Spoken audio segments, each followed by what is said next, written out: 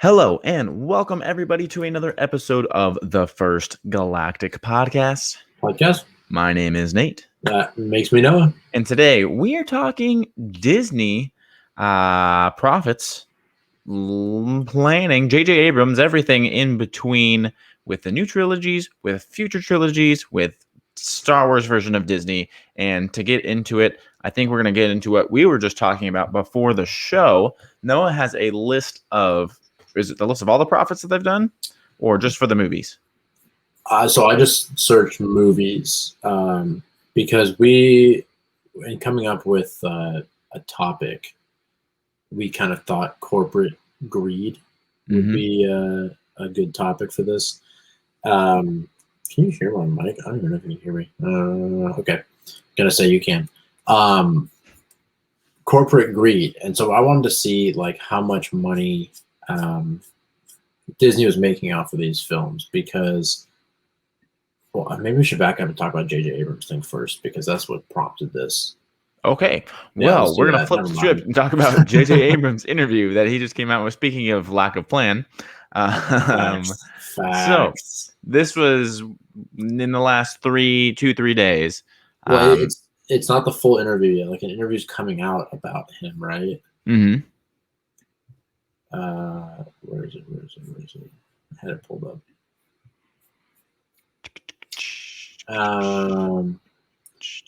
Came out the 26th, so we're putting this out the 29th, so it's 3 days ago. And it's an interview with him that spans his entire career. So it includes significant statements about his work on the latest Star Wars trilogy. And you pulled it up, right? You wanted to read a paragraph? Yeah, so this one's a little bit different from the one that you were looking at. Okay. So we're going to read this directly from the series, and this is more talking about Star Wars and what they are doing and what has changed with Disney. It says, the series has since blossomed with its pivot to a serialized and drawn-out plot built into older series events. From Clone Wars and Bad Batch's deep dive into the prequel trilogies to Mandalorian stitching of that content into the original trilogy's timeline. The most recently announced addition to that slew of existing stories will follow Obi-Wan Kenobi, and it will likely have to tide fans over to a greater degree now that Disney has confirmed the Mando standoff Rangers of the New Republic has been put out of production for the time being. So, in that same type of topic of the plan and lack of plan that JJ Abrams is talking about, here it kind of shows that Disney definitely learned what they did incorrectly. I think they're still learning. Like, I think there's two sides to it. One is they're learning, right? Mm-hmm. So it's a good thing. But the other side is like they're not going to know this unless they try. Mm-hmm. So like they have to try and fail so that they can learn from it, essentially. It's frustrating as a fan because when Star Wars came out, like George Lucas's vision of it wasn't, let's see if someone likes this and then let's give them more of what they like. It was, let's see if someone likes this the way I like it and the way I think people will like it. And then sure enough, they love it, you know? So it just frustrates me that Disney is like first and foremost just a billion, if not $trillion corporation that is just like, how can we make money off of this instead of how can we give people like excitement and entertainment and things they love about Star Wars? Yeah, because I mean, let's be real.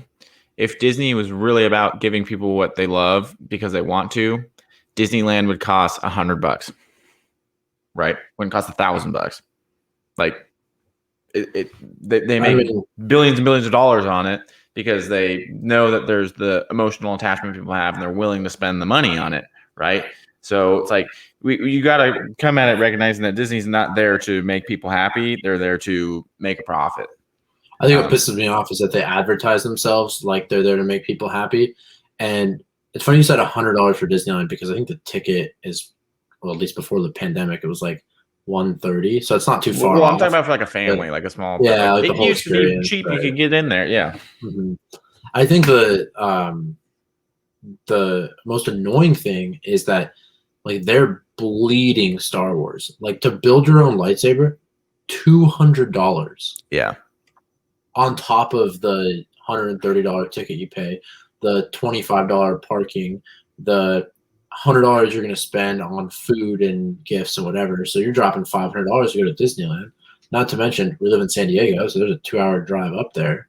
You know. Well, yeah, like, I think it definitely keeps Star Wars out of the reach for everybody.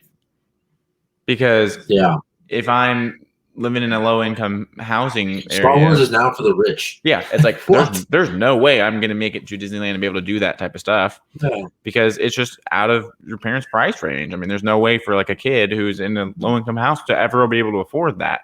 And it's like I get it, but at the same time, it's like that's just greed and corporate greed, you know. And it reflects in the movies themselves.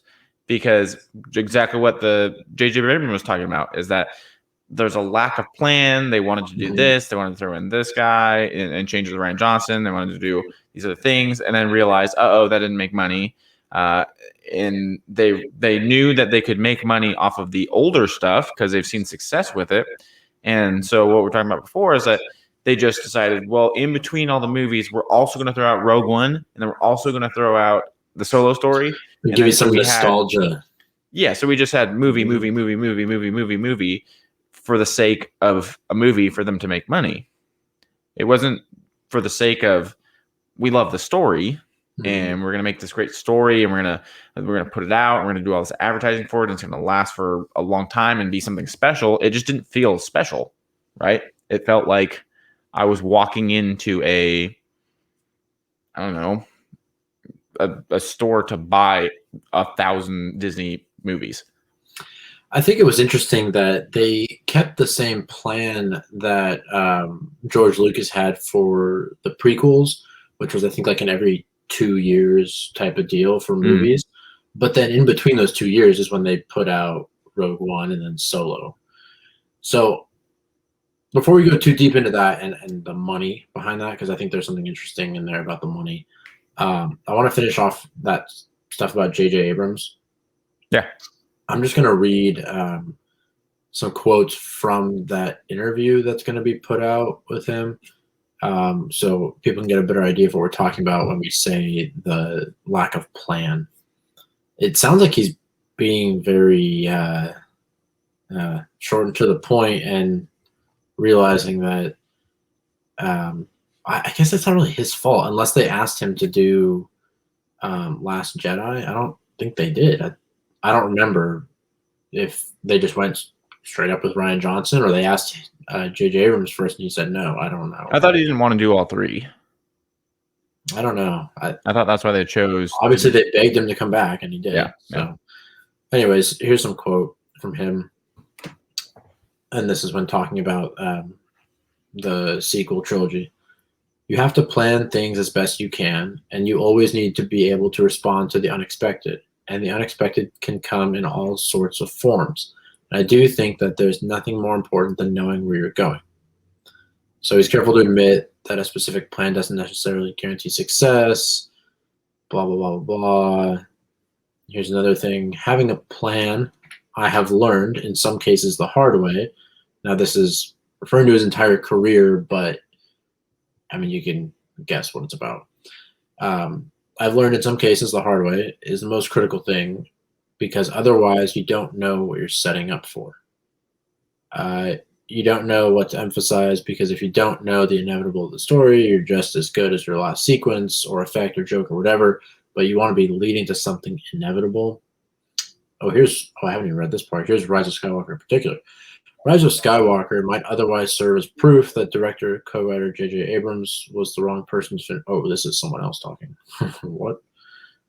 Oh, someone saying JJ Abrams was the wrong person to finish the latest trilogy. The film rushes between plot points, overuses certain characters, and wastes others.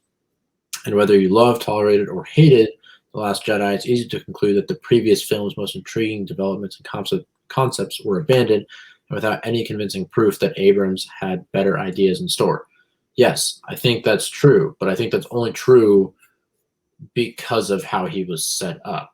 Well, He's you think it's set up only for true failure. because I was going to say it's only true because the second one doesn't follow the first one either. So they Yeah, both, it's the same story for both. It's not like yeah. JJ had any different than Ryan Johnson's was, because Ryan Johnson's doesn't Mm, follow the first movie. yeah, yeah. Completely different story. And then his is back to the original story. So the first and third are basically the same Yeah, story. I remember walking out of the movie theater after seeing Rise of Skywalker and being like, "Oh yeah, that did kind of like feel like it was a bit of a connection to Force Awakens." And Mm-hmm. all it needed was a middle piece to connect them. Yeah. And it So would have that's been why it feels so fantastic. rushed, because you're like, Yeah, I've got to stick yeah. two He's trying to stories connect into it. one. Yeah, And I yeah. think that's the challenge when you are on a strict timeline to put out movies and do the stuff, when you're like, okay, well, now I have to recreate a story Hmm. because it didn't go to where I thought. So now I have to remap this to fit what I want to make.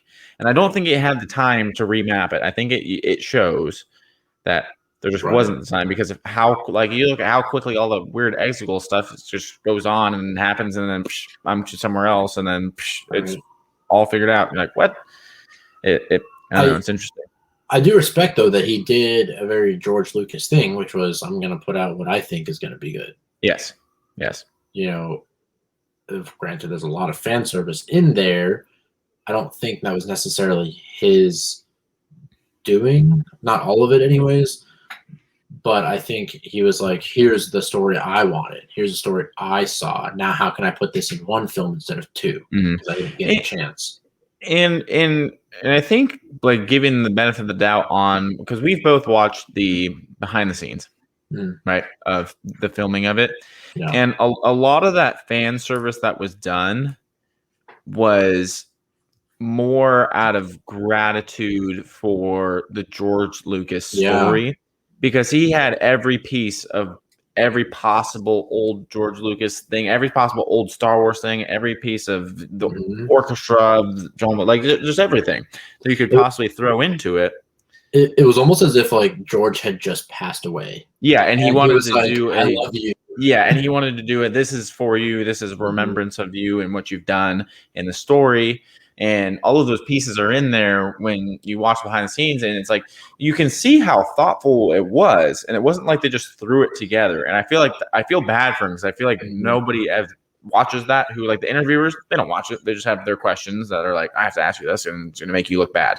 And because that's what sells. I mean, no story is going to sell that says, oh, wasn't it so nice that time that you spent all that extra time to make this one scene happen, and it lasts for 4 seconds, but it was really impactful? That doesn't sell. Right. It sells to say, yeah, it sucked because everyone hates it. And it's unfortunate, but I think that's the role as director you take on, is I got to deal with all the horse shit, I guess. And the media is ruthless. Oh, yeah. Yeah. And I won't back down on it. Something that I thought was interesting to come out of this thing about JJ Abrams, because not only was he in the news, but John Boyega, Finn, FN 287, was also in the news, saying that he's open to returning to Star Wars, which is very interesting because he was adamant on never doing Star Wars again. But he's open to it if Kathleen Kennedy and JJ Abrams are involved. So there's clearly like a riff here in Star Wars, and you're starting to see like sides take place, and it's like John, JJ, Kathleen over in this corner, Ryan Johnson, whoever else is with him, and like that over in this corner. I'm sorry, John Boyega, but I feel like you trashed Star Wars. Yeah. You shouldn't be in it. You had your chance to be in it, and then you said, I hate this, I don't like it. And I think it was a negative impact on the Star Wars community. And like, you had a way to make it positive and to encourage. And I know a lot of his issue was with, he didn't feel like he had black representation. He didn't feel like there was a lot of the story, same problems a lot of people had.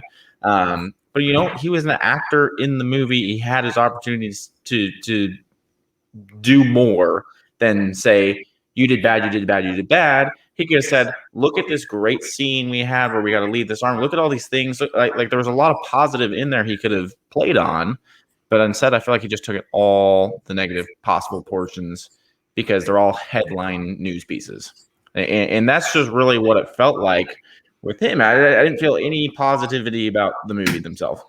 And it was like, there's no way you filmed all 3 movies and didn't love parts of it.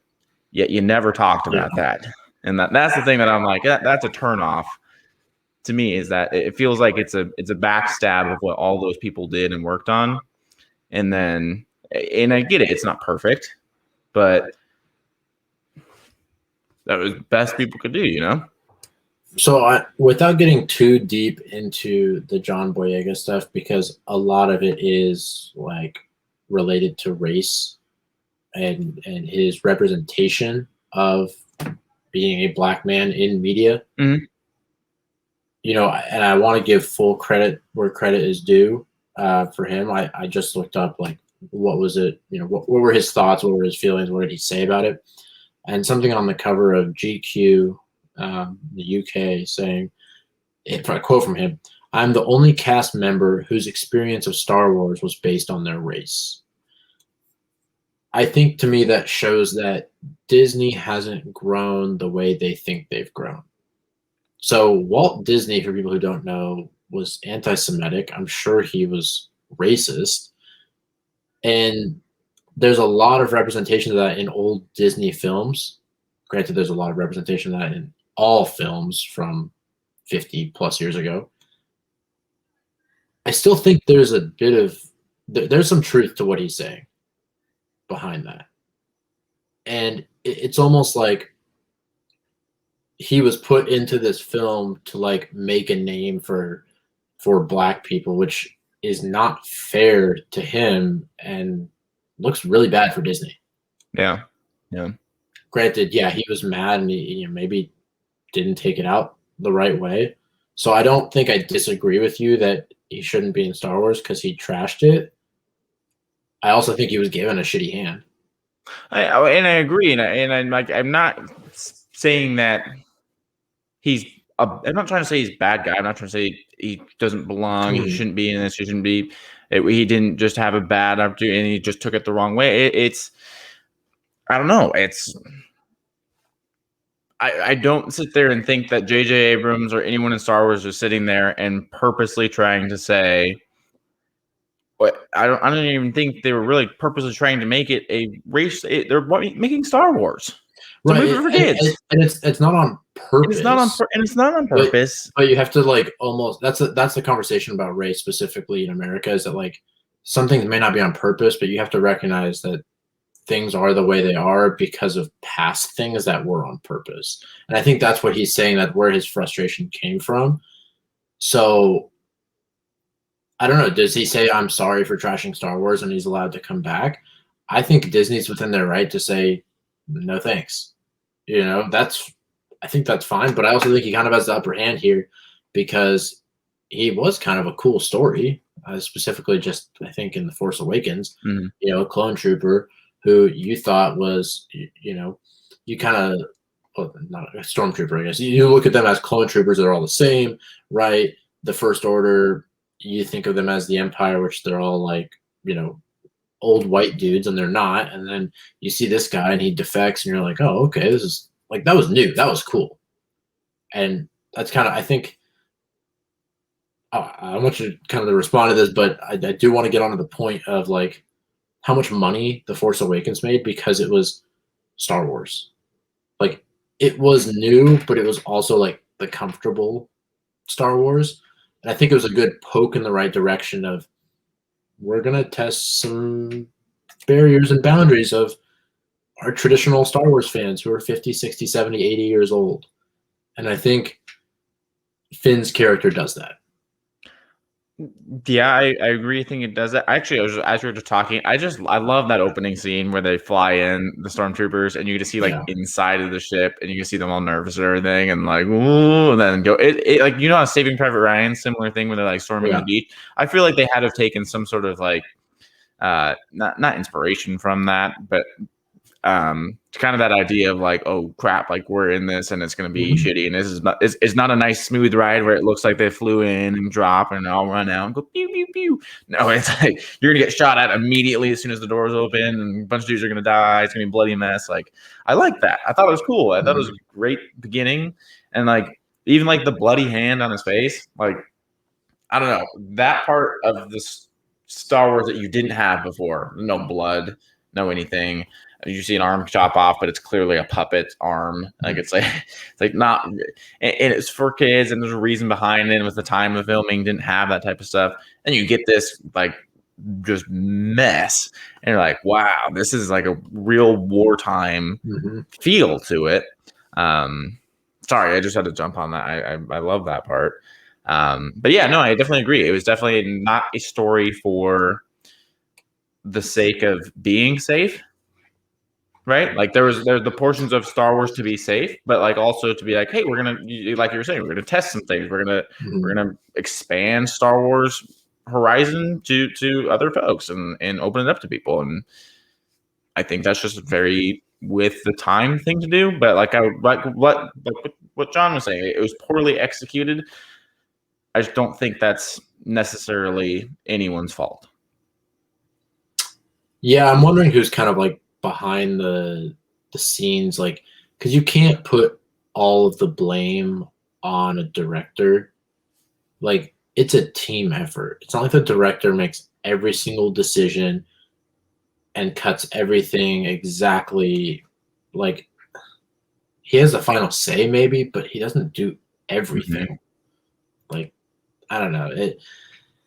It rubs me the wrong way that people will blame JJ Abrams or Ryan Johnson for something, or they'll badmouth one person at Disney. It's like, this is like a system problem, right? Like since we're talking about race, like racism is not a one person problem. It's like a systematic thing in the United States. It's a systematic issue maybe within Disney.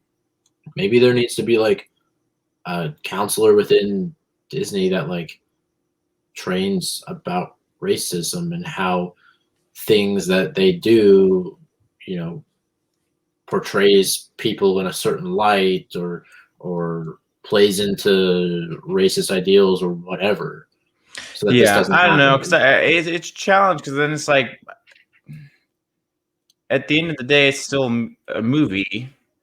So what if you had 10 like Black or Hispanic or Native American lead characters that were all the champions and everything? It wasn't the point of the movie, right? Yeah, I think what he's saying though is that like Finn was almost the point of the movie, but he wasn't. Exactly. It's the Skywalker story. Exactly, but that's the point, is that we don't know if it was from the start because there was no planning. So you get the sense that in The Force Awakens that Finn might be the guy, or Finn and Rey both might be the two, which is two things we haven't seen in Star Wars, which is Black man and a woman, like in huge lead roles. And then Disney kind of went, you're almost there, Finn, but we can't quite give you what you need. And I think that's kind of where the frustration comes from, is that like his character, had the potential and then someone said no. But I don't, so I don't know. I think that's the thing where I disagree, because I think the story isn't Finn's story. I'd love it to be. It'd be great if Finn could have a story. The story is Rey and Kylo Ren. And I think from the beginning, it's Rey and Kylo Ren. Rey is the lead character. Kylo Ren is the deep, dark bad guy that has to flip. It's a Rey and Kylo Ren story because they're the only Skywalker link that you can possibly. It is like it just is. But you don't know that about Rey. Think about going back to the Force. It's not Awakens. A Mace Windu story, right? Like if we're being that way, I mean, it's not. It'd be great. They could have a Mace Windu story that just it wasn't okay. Right? Like wait, hold on. Sorry, so, but I'm just. But we knew that Mace Windu is not a Skywalker, right? We think I just keeping that out of it. We don't know who Rey is in The Force Awakens at all. But we know she's the lead. I don't think She's so. the biggest picture on the thing. She's the front and center face of Star Wars. Then why? She's the Jedi. Okay, you only see that because you see her use the Force at the end. Yeah, but she flies the plane. The whole story is about her leaving Jakku, her family. She's the focus of the story. Finn's the focus of the beginning. Finn's the focus of the first 10 minutes. Yeah, and then why does Finn pick up a lightsaber? Why does he defect? Why, like, because he cares about Rey, who's the lead of the story. Well, I think just even going a step further, having this argument right now is a flaw from that movie. It's like it was safe, but it was like kind of too safe because I'm agreeing with you that Rey, obviously that's like it's her trilogy. Mm-hmm. But then why give Finn so much in the first movie and then be like nah. I think it's because she needs Finn. It is a need. She needs Finn to carry. Finn needs her. Finn needs her, sure. Finn's trying to escape. He doesn't really need anybody, right? He just wants to escape. He needs whatever can get him out of the First Order. Rey needs Finn to be the person that she can hold on to, that she can say, this is my friend that I am going to be all involved in. Even to the end, she's with Finn and it watches as Finn gets sliced. And it's her and Finn, right? Because Finn is her sidekick, because she's the main, and you have to sit there and say, she is the story. Someone's got to be the side person that carries her. She's the same. He's the Samwise, right? It's Frodo's story. Sam might be the character everyone loves, but it's Frodo's story. It's not Samwise's story. I think Sam's more of a supporting character than Finn is, though. I think Finn is. But for the first movie, if you watch them and you don't count the other two, Finn is always the side, and she's always talking about Finn. She cares about Finn. When Finn leaves, she's devastated. Like, Finn is looking after her. Finn wants to find her. Finn wants to take care of her. Like, it is the same idea. I don't disagree that Finn is the sidekick. I think what I'm trying to say is that Finn, like, has his own story within Rey's story, which kind of doesn't make sense here. Because it's not like it's a story leading to another movie or another series. It's just trying to tell two stories in one movie. Like, I guess. Like, Finn could have just defected and then been like, Rey, yep, I like you.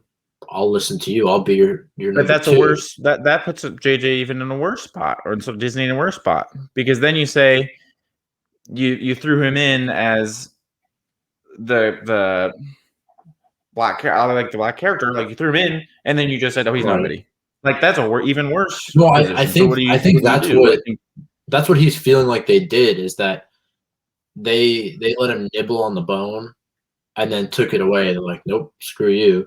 Whereas they could have just not let him nibble on the bone and said he's the number 2 or said he's the number 1, whichever way, but make it clear. And that's part of the lack of planning thing. Yeah, I think that's more of the lack of planning, because look at Rose. Rose is all important number 2, and then she's a nobody. She was like a number 15. Okay, yeah, not number 2, but she's an important character, and then she's like, oh, screw Rose because we don't like her, right? Like, I don't think that's necessarily because they were sitting there and say, we hate you. I think it was just like, your character didn't fit in the next movie we're making, right? It's not the same. You're not the same character that we need. We needed you there. We don't really need your character here. Like, there's other stories that are taking precedence.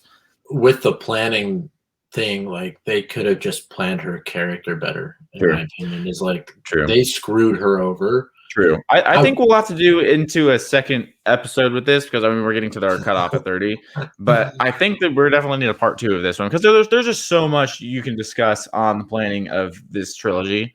But one, I want to make sure we stay within our 30 minutes, and then 2, I think we want to get deep into all this different stuff. Yeah. So stay tuned for our next episode coming out at the end of next week. Our Tuesday episode is going to be on the Bad Batch, the newest episode that came out today. Today we're filming on Friday.